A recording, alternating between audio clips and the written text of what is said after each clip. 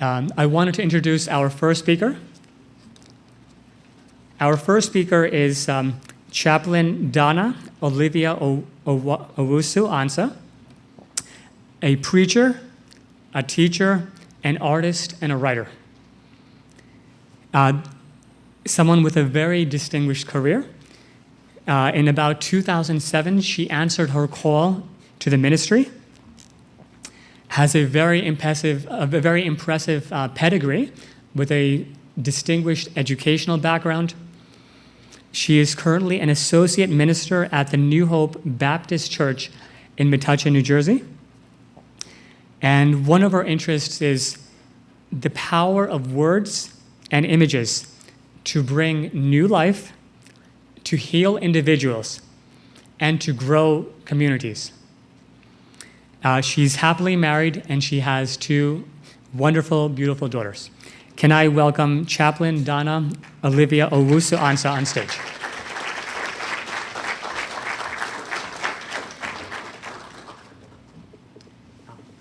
Come on this way.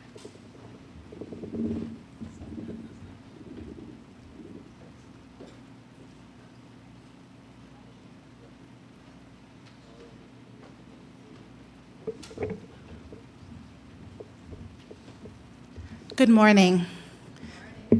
I'm Chaplain Donna Olivia Owusu Ansah, clinical pastoral education intern from the Pastoral Care Department at JFK Health.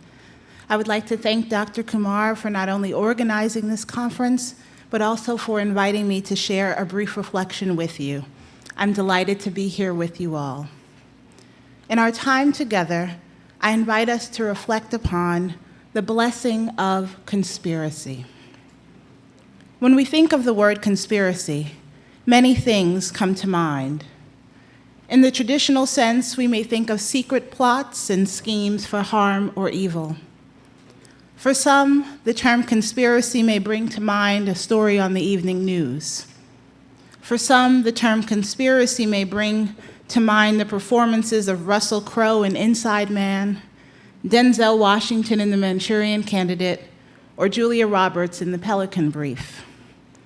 I have an 11-month-old and a 3-year-old, and perhaps some of you can identify with my husband and I in that the word conspiracy brings to mind the way in which our young children have worked together to assure that we will not get any restful sleep until they are at least 18 years of age. Whatever you think of, usually the word conspiracy has a negative connotation. But today I invite us to think differently about the word conspiracy.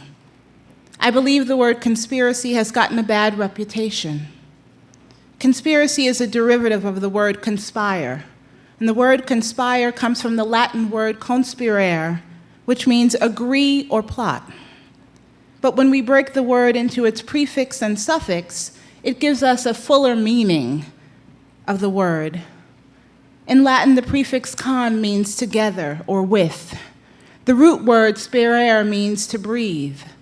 Conspirare, conspirare, breathe together, breathe together, breathe. Breath holds significant value in the medical community and in the spiritual realm. When we respire, we breathe again, continuing our lives. When we aspire, we breathe upwards, directing our breath and life into reaching our hopes and our dreams. When we inspire, we breathe into, directing our life and breath into someone else's hopes and dreams. There is power in breath. There is life in breath. The divine resides in our breath. In the medical community, the two most basic functions that signify the presence of life are cardiac function and respiration. In essence, life is a matter of the heart and matter of breath. The pulmonologists among us, if they are here, know that when breathing is labored, life is labored. Expiration, when we breathe our last breath, signals the end of our lives. In the spiritual realm, our breath not only signifies life, but also the way in which we practice our spirituality. Breath is essential in our prayers. Breath is essential in our chants. Breath is essential in our reading of sacred texts. Breath is essential in our singing. Breath is essential in the practice of meditation and mindfulness.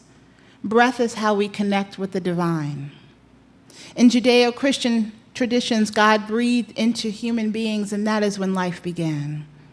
In Hindu tradition, the Sanskrit word for faith can literally be translated to breathe easy.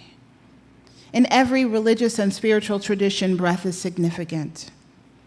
So with this in mind, I thought about this conference, the intersection of spirituality and medicine. In this room are various disciplines, traditions, and cultures connected by our breath.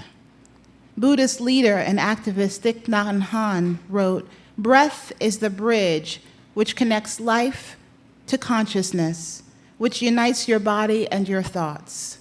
Yes. And in this room, breath connects each of us, one to another. In this room, we are literally and figuratively breathing together. This room holds within it the blessing of conspiracy. How would our patient outcomes change if we breathe together? How would the state of public health change if we breathe together? How would the state of global health change if we breathe together? So as we open our hearts, minds, and spirits to hear from presenters, let us purpose to conspire, to breathe together, to inspire one another, to aspire to new and innovative and whole ways of being with each other and our patients. May we breathe together a blessed conspiracy, so that through this gathering, the medical and spiritual landscape of this country and our world will forever be changed. Thank you.